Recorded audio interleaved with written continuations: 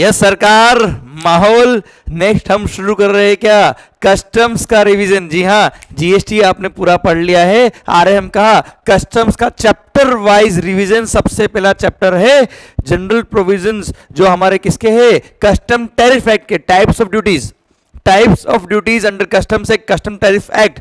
Clear, शुरू कर रहे हैं हम। पर बच्चों आपसे रिक्वेस्ट है कि सबसे पहले आप जरूर ये याद कर ले कि आखिर कस्टम चार्ज क्यों हुआ। जी हाँ, कस्टम चार्ज क्यों हुआ, याद है क्या, to equalize the imported goods with the domestic goods custom charge हुआ है। क्लियर, फिर हमने पूरा हिंदुस्तान में सर जब गुड्स आता है सिंगापुर से गुड्स इंडिया में आएगा, आउट ऑफ इंडिया से गुड्स इंडिया में आएगा, तो क्या प्रोसेस रहता है इंपोर्ट का, वो हमने बात करी थी कैसे वो गुड्स इंपोर्ट होता है।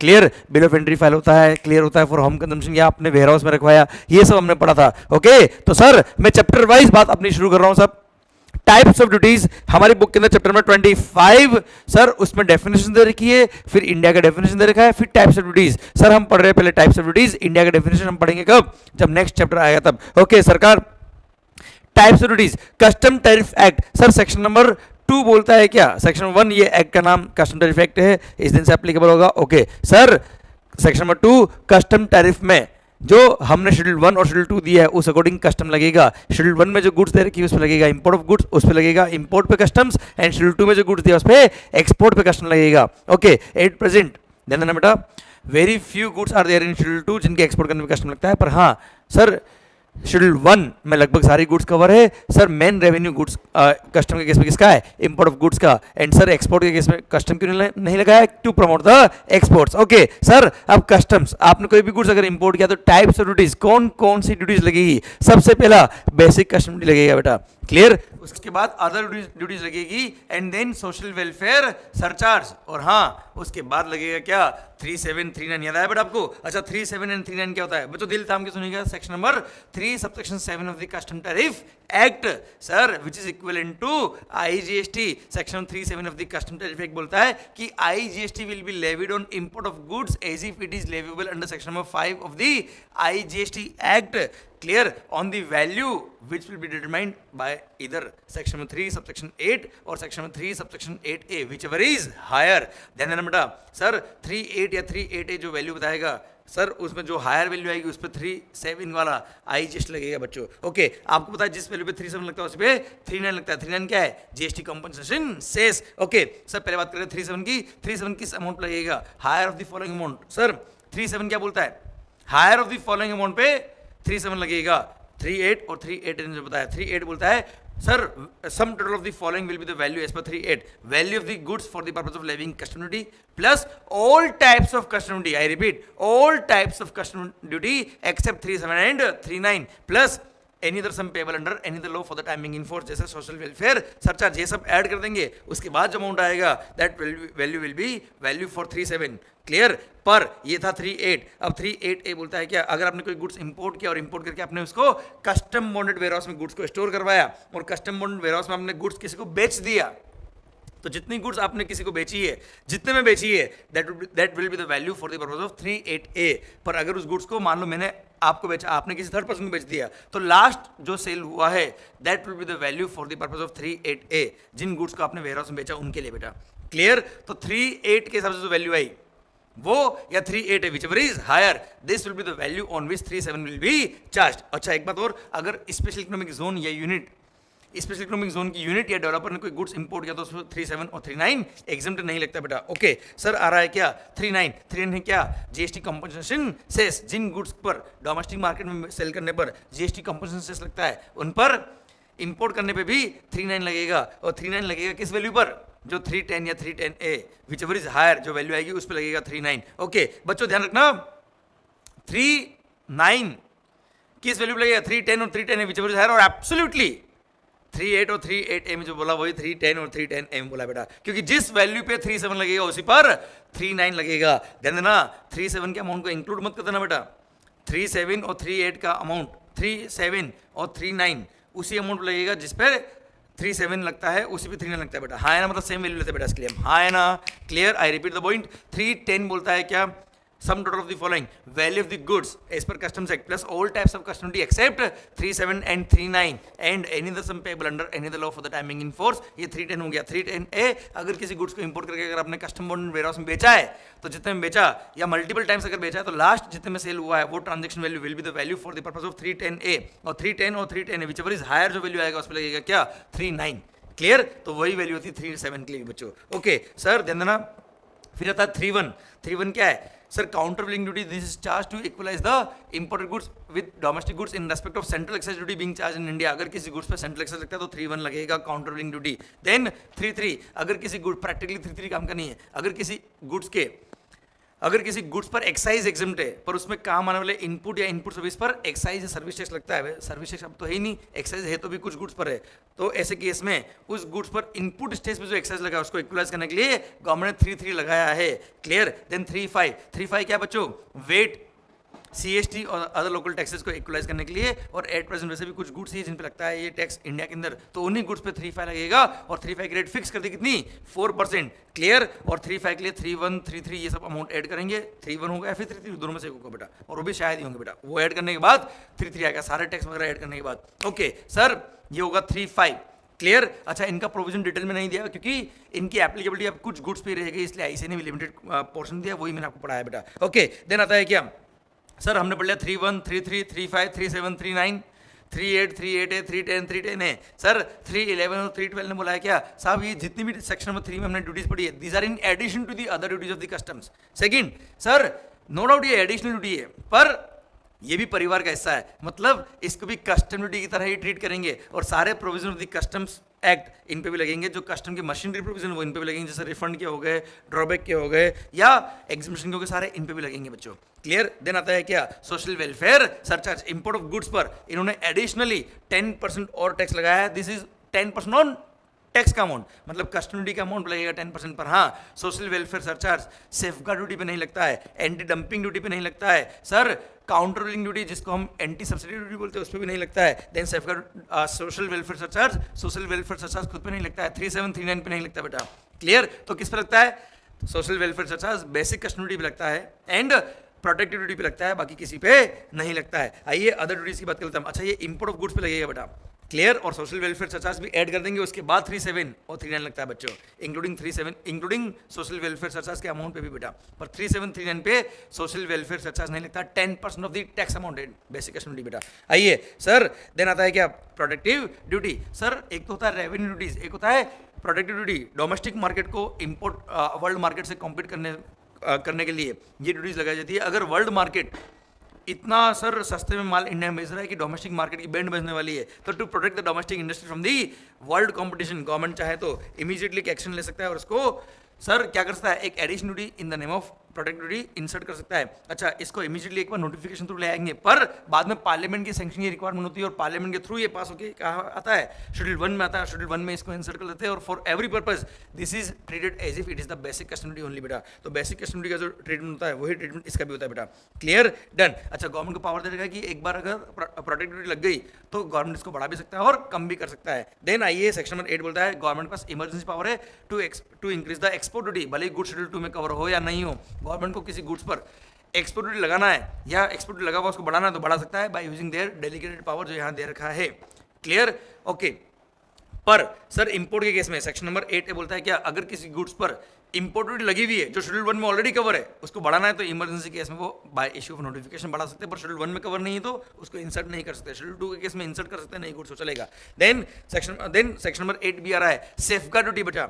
Sir to protect the domestic industry from the world player. अगर गवर्नमेंट को लगता है कि बल्क में इंपोर्ट हो जा रहा है डोमेस्टिक इंडस्ट्री को सेफगार्ड करना बहुत जरूरी है तो immediately bye issue of notification government चाहे तो एक एडिशनल ड्यूटी लेके आ सकती है जिसका नाम क्या होगा सेफगार्ड ड्यूटी. और सेफगार्ड ड्यूटी के केस में पार्लियामेंट की सैंक्शन की जरूरत नहीं होती. यहाँ पे immediately bye issue of notification देके चार्ज द सेफगार्ड ड्यूटी. पर यहाँ पे कुछ एक्सेप्शन है जो यहाँ पे सेफगार्ड नहीं लगता है. फर्स्ट अगर 100% EOU एक्सपोर्ट ओरिएंटेड यूनिट ने इंपोर्ट किया है या स्पेशल इकोनॉमिक जोन की यूनिट ने या डेवलपर ने इंपोर्ट किया है या फ्री ट्रेड जोन की यूनिट ने इंपोर्ट किया है तो ऐसे केस में सेफगार्ड ड्यूटी चार्ज नहीं होगा. पर इन लोगों ने क्या किया इनसे बनने वाले आउटपुट गुड्स को या इन्हीं गुड्स को डोमेस्टिक मार्केट में बेच दिया DTA में ट्रांसफर कर दिया तो ऐसे केस में आप सेफगार्ड ड्यूटी चार्ज हो जाएगा. प्लस अगर जो सेफगार्ड ड्यूटी, जो गुड्स आपने इंपोर्ट किया है जिस पे सेफगार्ड लगाया है, वो अगर आपने डेवलपिंग कंट्री से इंपोर्ट किया तो हम सेफगार्ड नहीं लगाएंगे।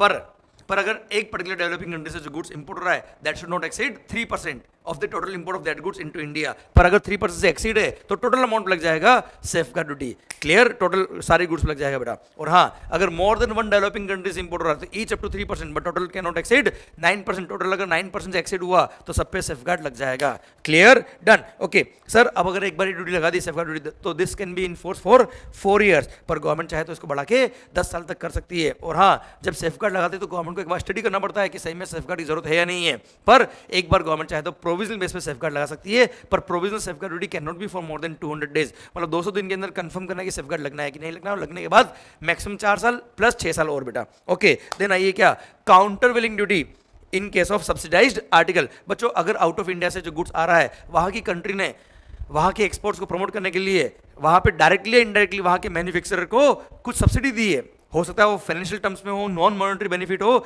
या सर लोन वगैरह दिया है, या किस भी तरह से वहाँ के एक्सपोर्ट को प्रमोट करने के लिए, बूस्ट करने के लिए वहाँ के लोगों को सब्सिडी दे दिया, जिसकी वजह से नॉर्मल प्राइस से भी कम प्राइस में गुड्स इंडिया में आ रहा है, सब्सिडाइज प्राइस पे गुड्स इंडिया में आ रहा है। तो immediately bye issue of notification government immediately क्या कर सकता है, ड्यूटी अगेंस्ट सब्सिडी, जिसको बोलते हैं counter willing duty, government charge कर सकता है। पर हाँ, ध्यान रखना बेटा, वहाँ पे सब्सिडी एग्जिस्ट करती है, कैसे पता पड़ेगा सर? गवर्नमेंट को कोई शिकायत कर देगा, गवर्नमेंट उसका इन्वेस्टिगेशन करेगा, पता करेगा, पर गवर्नमेंट चाहे तो एक बार प्रोविजनल बेस पे सेफगार्ड ड्यूटी चार्ज कर सकता है। और हाँ, ध्यान, मैंने आपको ऑलरेडी बता दिया है, भले वो डायरेक्ट बेनिफिट दिया वहाँ के मैन्युफैक्चरर को या इनडायरेक्ट दिया है, फाइनेंशियल बेनिफिट दिया या किसी और तरह का इनकम या प्राइस में सपोर्ट दिया, किसी भी तरह का टू प्रमोट देयर एक्सपोर्ट, वहां से अगर सब्सिडी मिली है तो गवर्नमेंट चाहे तो यहाँ पे ड्यूटी अगेंस्ट सब्सिडी, जिसको काउंटर विलिंग ड्यूटी बोलते हैं, under section number 9 of the custom tariff act charge कर सकता है। क्लियर। और हाँ, ये भी ध्यान रखना बेटा, कई सारे लोगों ने क्या किया, काउंटर विलिंग ड्यूटी को बचाने के लिए गुड्स का डिस्क्रिप्शन चेंज कर दिया, गुड्स को कंट्री ऑफ ओरिजिन चेंज करके लिया है बेटा, किसी और कंट्री से लिया है, पार्ट्स कंपोनेंट्स में डिसअसेंबल अनअसेंबल करके लिया है बेटा। तो यहाँ गवर्नमेंट ने बोल दिया है कि दिमाग खराब मत करना, यहाँ पे एक सबसेक्शन 1A ऐड कर दिया और बोल दिया क्या, दिमाग खराब मत करना, इसको बोलते हैं क्या, सरकमवेंशन, और इसके लिए एंटी सरकमवेंशन मेजर। सरकमवेंशन मतलब अवॉइड करना, ड्यूटी को बचाना इनडायरेक्टली, कैसे भी आप गुड्स को, जैसे मान लो सर जापान से गुड्स आ रहा है तो सेफगार्ड ड्यूटी लगाई बेटा, sorry subsidy, duty against subsidy, जिसको बोलते हैं काउंटर विलिंग ड्यूटी, वो लगा दी बेटा। पर लोगों ने क्या किया, अच्छा जापान से आएगा तो लगेगा ना, तो गवर्नमेंट ने क्या किया, लोगों ने क्या किया, जापान से नेपाल में मंगा लिया, नेपाल से इंडिया में इंपोर्ट कर लिया, कंट्री ऑफ ओरिजिन चेंज कर लिया, या गुड्स को पार्ट्स कंपोनेंट्स में इंपोर्ट कर लिया, या गुड्स का कंपोजिशन चेंज कर लिया, गुड्स का डिस्क्रिप्शन कुछ और लिख दिया। तो अगर आपने इस तरह का एक्टिविटी किया तो गवर्नमेंट ने बोल दिया what you can not do directly you can never do indirectly, और ऐसे केस में एंटी सर्कमवेंशन मेजर बोलता है, एंटी सर्कमवेंशन मेजर बोलता है कि हमने अगर इस तरह का कोई गुड्स पकड़ा तो उस पर हम एंटी सब्सिडी ड्यूटी, जैसे जो कि काउंटर विलिंग ड्यूटी है बेटा, वो हम चार्ज करेंगे, दिमाग खराब मत करना। क्लियर। और सर जितना सब्सिडी दिया उतना हम काउंटर विलिंग ड्यूटी लगाएंगे। क्लियर। अच्छा, दिस ड्यूटी एक बार अगर लगा दी तो this can be in force for 5 years, पर गवर्नमेंट चाहे तो अगर उनको लगता है 5 साल बाद तो गवर्नमेंट रिव्यू करता है कि अभी भी सब्सिडाइज आर्टिकल आ रहा है कि नहीं आ रहा है, अगर आ रहा है तो government can extend it for further 5 more year, मतलब 5 साल प्लस 5 साल तक this duty can be in force. Okay, clear. Plus government को ये भी पावर है कि गवर्नमेंट चाहे तो इस ड्यूटी को रेट्रोस्पेक्टिवली भी चार्ज कर सकता है। अच्छा, अगर मतलब गवर्नमेंट को बाद में पता पड़ा तो जो ऑलरेडी इंपोर्ट हो चुके हैं उस पर भी काउंटर विलिंग ड्यूटी चार्ज कर सकता है, but this counter willing effect can not be for beyond 90 days, मतलब 90 डेज के अंदर जो इंपोर्ट हुआ उस पर काउंटर विलिंग ड्यूटी चार्ज हो सकता है, उसके पहले जो इंपोर्ट हो चुका है उस पर कुछ ना हो पाएगा। एंड हाँ, ये भी काउंटर विलिंग ड्यूटी है पर है तो कस्टम ड्यूटी बेटा, इसलिए सारे machinery provision of the custom tax in पे भी अप्लाई होंगे। क्लियर। सारे provision of the custom tax in पे भी अप्लाई होंगे। आइए, सरकार anti dumping duty section number 9A and 9AA of the custom tariff act क्या बोलता है, एंटी डंपिंग ड्यूटी, अगर जो गुड्स इंडिया में इंपोर्ट हो रहा है वो नॉर्मल प्राइस से भी कम में हो रहा है ड्यू टू डंपिंग अप्रोड, तो सर ऐसे केस में जितना प्राइस कम हुआ, जितना बेनिफिट मिला, उसको बोलते हैं डंपिंग मार्जिन, मतलब normal price minus export price, जो एक्चुअल प्राइस था और नॉर्मल प्राइस को कंपेयर करेंगे, जो प्राइस कम हुआ, जितना प्राइस कम हुआ उसको बोलते हैं क्या, डंपिंग मार्जिन। और सर गवर्नमेंट को पावर दिया immediately bye issue of notification, government चाहे तो एंटी डंपिंग ड्यूटी चार्ज कर सकता है। बच्चों I repeat, anti dumping duty. Sir मान लो आउट ऑफ इंडिया किसी कंट्री में कुछ इकोनॉमिक कंडीशन खराब हो गई या रिसेशन चल रहा है वहाँ पे, जैसे केस में वहाँ के मैन्युफैक्चरिंग गुड्स बनाया है वो ओवर प्रोड्यूस हो गया, वहाँ के लोग परचेज नहीं कर रहे हैं, वहाँ का गुड्स डंप होने वाला है, तो अब तो सर क्या है, जो आया है सो पाया है, ऐसे केस में उन्होंने डंप्ड प्राइस में गुड्स भेज दिया, तो सर जितना डंपिंग मार्जिन होगा उतना गवर्नमेंट क्या लगाएगा, एंटी डंपिंग ड्यूटी।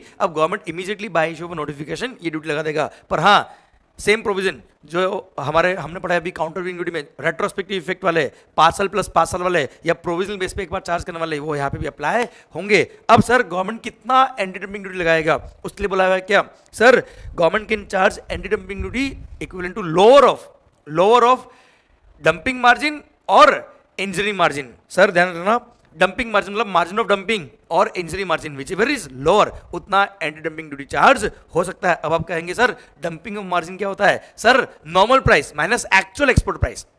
जैसे नॉर्मल प्राइस था $100 और एक्चुअल एक्सपोर्ट जो प्राइस था जिसमें आपने इंपोर्ट किया वो था $95, तो सर हो गया $5 क्या हो गया, मार्जिन ऑफ डंपिंग। ओके, और सर इंजरी मार्जिन क्या होता है, अरे भाई fair selling price in the India, जैसे fair selling price in India है ₹56 पर यूनिट, और सर इंपोर्ट करने के बाद जो लैंडेड प्राइस आती है, लैंडेड प्राइस मतलब जितने आपने इंपोर्ट किया प्लस बेसिक कस्टम ड्यूटी वगैरह, हाँ है ना, ये ऐड करने के बाद सब जो अमाउंट आएगा उसको बोलते हैं landed price. Clear, I repeat, landed price क्या होगा बेटा, value of the goods plus मतलब इंपोर्ट जितने में कि आपने एक्चुअली वो, प्लस उस पर बेसिक कस्टम ड्यूटी जोड़ दो, उस पर सोशल वेलफेयर चार्ज ऐड कर दो, पर 3739 वगैरह ऐड नहीं करना बेटा। क्लियर, ये ऐड करने के बाद जो अमाउंट आएगा वो होगा क्या, लैंडेड प्राइस। उसको कंपेयर करेंगे किससे, fair selling price in India, जो डिफरेंस होगा वो क्या होगा, सर इंजरी मार्जिन। वो मार्जिन हो गया बेटा जो इंडियन मार्केट को हैम्पर कर रही है, इंजरी मार्जिन इंडियन मार्केट को हैम्पर कर रही है, इंडियन मार्केट की fair selling price minus landed price, वो हो गया इंजरी मार्जिन।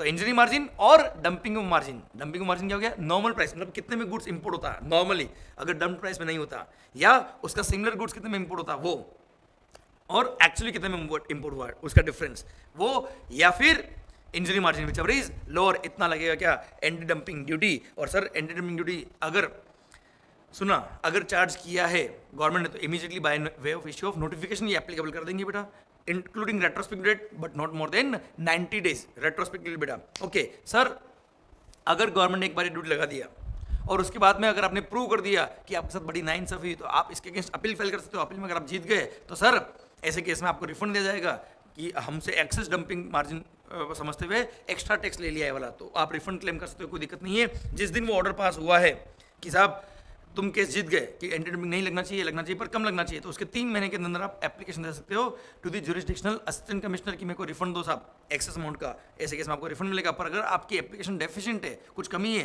तो आपको वापस लौटाएंगे विद इन 1 month, और जब उसको रेक्टिफाई करके आप वापस रीसबमिट करेंगे तब माना जाएगा कि आपकी एप्लीकेशन आई है, और उसके 90 days के अंदर इस amount will be refunded to you. और अगर आपने बर्डन शिफ्ट नहीं किया तो आपको रिफंड दे देंगे, नहीं तो कंज्यूमर वेलफेयर फंड में ट्रांसफर कर देंगे इस अमाउंट को। और हाँ ध्यान देना बेटा, अगर 100% ईओयू ने गुड्स इंपोर्ट किया है या फ्री ट्रेड जोन या स्पेशल इकोनॉमिक जोन की यूनिट ने गुड्स इंपोर्ट किया तो ऐसे केस में एंटी डंपिंग ड्यूटी चार्ज नहीं होता है। पर इन लोगों ने क्या किया, इन गुड्स से बनने वाला आउटपुट गुड्स या इन्हीं गुड्स को डोमेस्टिक मार्केट में बेच दिया, डीटीए में बेच दिया, तो ऐसे केस में एंटी डंपिंग ड्यूटी चार्ज हो जाएगा। क्लियर, ये कहानी खत्म होती है किसकी, एंटी डंपिंग ड्यूटी की। ओके सर, इन केस अब ध्यान बेटा, sir there are some cases जहाँ पे एंटी डंपिंग ड्यूटी या एंटी सब्सिडी, जिसको काउंटर बिलिंग ड्यूटी बोलते हैं, जो नहीं लगेगी। There are some cases, there are particularly 6 cases जहाँ पे एंटी डंपिंग या एंटी सब्सिडी चार्ज नहीं होता है। वो केस कौन कौन से, फर्स्ट, अगर जिस कंट्री से आपने इंपोर्ट किया है वो वर्ल्ड ट्रेड ऑर्गेनाइजेशन का मेंबर कंट्री है, या ऐसा कोई मेंबर कंट्री, ऐसा कोई कंट्री जिसके साथ आपका मोस्ट फेवर्ड नेशन एग्रीमेंट हुआ है, तो ऐसे केस में एंटी डंपिंग या एंटी सब्सिडी चार्ज नहीं होगा, अनलेस इट इज प्रूव्ड कि नहीं साहब उन कंट्रीज ने डम्प्ड प्राइस पे या सब्सिडाइज प्राइस पे गुड्स भेजा है, तो ऐसे केस में चार्ज हो जाएगा, अदरवाइज कभी चार्ज नहीं होता है। पर हाँ, second case anti dumping duty और एंटी सब्सिडी कभी भी साथ में चार्ज नहीं होगा। थर्ड केस, सर अगर वो कंट्री ऑफ ओरिजिन की गवर्नमेंट बोल दे कि हमने कोई एक्स्ट्रा बेनिफिट दिए ही नहीं, these goods these articles enjoy the same benefit if those are meant for consumption in our country itself, हमारी कंट्री में कंज्यूम होंगे तो भी सेम बेनिफिट है, हमने कोई एक्स्ट्रा बेनिफिट नहीं दिया, तो ऐसे केस में anti dumping anti subsidy charge नहीं होगा। नेक्स्ट, अगर वो कंट्री ऑफ ओरिजिन की गवर्नमेंट बोलते हैं हम हमारी प्राइस रिवाइज कर रहे हैं साहब, गलती हो गई हमसे, हम सब्सिडी हटा रहे, तो हम हमारे एंटी डंपिंग एंटी सब्सिडी नहीं लगाएंगे। नेक्स्ट, वो एक्सपोर्टर बोल रहे साहब गलती हो गई, मैंने डम्प्ड प्राइस पे गुड्स भेजा था पर मैं अपनी डंपिंग मार्जिन हटा रहा हूँ, मैं अपनी प्राइस रिवाइज कर रहा हूँ, हमें कोई दिक्कत नहीं, हम एंटी डंपिंग नहीं लगाएंगे। लास्ट, अगर सर ध्यान देना बेटा, अगर कभी सर्कमस्टेंसेस इस तरह के प्रिवेल होते हैं कि एंटी डंपिंग एंटी सब्सिडी लगना चाहिए तो लगा दिया गवर्नमेंट ने, पर अगर गवर्नमेंट ने स्टडी किया और बाद में देखा वो स्पेसिफाइड कंट्री से जब प्रिलिमिनरी फाइंडिंग करी तब देखा कि नहीं यहाँ पे नहीं लगना चाहिए एंटी डंपिंग एंटी सब्सिडी, तो ऐसे केस में एंटी डंपिंग एंटी सब्सिडी नहीं लगाएंगे, अदरवाइज हर केस में एंटी डंपिंग और एंटी सब्सिडी लगा देंगे। Clear, these are the cases जहाँ पे एंटी डंपिंग और एंटी सब्सिडी नहीं लगता है। अब सुनो बेटा, अपील सेक्शन 9C बोलता है क्या, अगर कभी भी एंटी डंपिंग या काउंटर बिलिंग ड्यूटी लग गया है और आपको लगता है आपके साथ बड़ी नाइंसाफी हुई है, तो आप जीएसटी आप सॉरी कस्टम है तो customs excise service tax appellate tribunal को अपील फाइल कर सकते हो। क्लियर। पर हाँ, केस नंबर 2 भी इसमें, अगर मान लो कभी एंटी डंपिंग या काउंटर वेलिंग ड्यूटी लगना चाहिए और आपको लगता है क्या नहीं लगाया गवर्नमेंट ने, या गवर्नमेंट ने विड्रॉ कर दिया उसको और आपको लगता है नहीं लगना चाहिए, तो उसके अगेंस्ट में आप अपील फाइल कर सकते हो बच्चों। क्लियर। और सर ये अपील जो आप करोगे वो 90 डेज के अंदर अपील करना पड़ेगा आपको ऑर्डर के। और सर सेस्टार्ट क्या करेगा, आपकी अपील को सुनेगा, बोथ पार्टीज को सुनेगा, केस की हियरिंग का मौका देगा आपको, and after giving opportunity being heard वो अपना ऑर्डर पास करेगा बच्चों। क्लियर। और अगर लग गया था और नहीं लगना चाहिए तो रिफंड अलाउ हो जाएगा, मैंने आपको बताया रिफंड के बारे में ऑलरेडी बेटा आपको। क्लियर। डन। अब एक लास्ट पॉइंट क्या, mode of calculation of additional duty of customs. Sir सबसे पहले ये सीक्वेंस क्या रहेगा, सबसे पहले बेसिक कस्टम ड्यूटी लगेगा, वैल्यू ऑफ गुड्स, फिर बेसिक कस्टम ड्यूटी, और वही पे लग जाता है सारी productivity, safeguard duty, anti dumping, anti subsidy, सब वही पे लगेगी। उसके बाद लगेगा क्या सर, हमारा प्यारा सा क्या सोशल वेलफेयर सरचार्ज 10%। पर ध्यान रखना ये 10% किसका लगेगा, बेसिक कस्टम ड्यूटी और प्रोडक्टिव का ही लगेगा, बाकी के पे नहीं लगता ये। और ये सोशल वेलफेयर सरचार्ज भी ऐड कर दोगे, उसके बाद जो अमाउंट आएगा उस पर लगेगा क्या 37, और उसी पे लगेगा क्या 39। क्लियर। डन। एक लास्ट पॉइंट है project import, eligible project and other minimum investment criteria. Sir अगर आपने आउट ऑफ इंडिया से कोई प्रोजेक्ट इंपोर्ट किया तो प्रोजेक्ट इंपोर्ट के लिए सर टैरिफ में 9801 नंबर का हेडिंग अलग से इंसर्ट किया to promote the project import. और प्रोजेक्ट इंपोर्ट को प्रमोट करने के लिए सर इन्होंने कंसेशन रेट पे कस्टम लगाया हुआ है, या कम, या इनफैक्ट कुछ केस में लगाया है नहीं कस्टम। पर अगर देखना बेटा, अगर एग्जिस्टिंग प्रोजेक्ट अगर आपका है और आपने उसके सब्सटेंशियल एक्सपांशन के लिए कोई इंपोर्ट किया है मशीनरीज वगैरह, तो वो भी प्रोजेक्ट इंपोर्ट में के स्कोप में कवर हो जाएगी, बेनिफिट मिल जाएगा अगर आपका increase in the installed capacity is more than 25%। Clear. और हाँ, प्रोजेक्ट इंपोर्ट के साथ में स्पेयर पार्ट भी अगर आपने इंपोर्ट किए तो स्पेयर पार्ट का पे भी बेनिफिट मिल जाएगा, मतलब वो भी प्रोजेक्ट इंपोर्ट में क्लासिफाई कर दिए जाएंगे। पर स्पेयर पार्ट की value can not be more than 10% of the value of the project import. तो ऐसे केस में स्पेयर पार्ट को भी वैल्यू ऑफ प्रोजेक्ट इंपोर्ट में इंक्लूड कर देंगे और प्रोजेक्ट इंपोर्ट का बेनिफिट मिल जाएगा। खास बात यहाँ पे कोई मिनिमम इन्वेस्टमेंट क्राइटेरिया नहीं है। एंड हाँ, एलिजिबल प्रोजेक्ट क्या है बेटा, सर सारे प्रोजेक्ट जैसे industrial plant, irrigation, power, mining project, oil and other mineral exploration project and other project notified by the government, ये सब एलिजिबल है किसके लिए, प्रोजेक्ट इंपोर्ट के बेनिफिट के लिए। क्लियर। कोई खास बात नहीं थी प्रोजेक्ट इंपोर्ट। इसी के साथ भारत माता की जय। I hope types of duties आपको समझ में आया। ये पूरा चैप्टर नंबर 25 खत्म होता है। अब अच्छे से पढ़ते रहिए बच्चों, हर टॉपिक आपको आना चाहिए, एक भी चैप्टर, एक भी टॉपिक आपको मिस नहीं करना है। इंडिया का डेफिनेशन हम अगले चैप्टर में पढ़ेंगे बेटा। भारत माता की जय। All the very best. Thank you so much.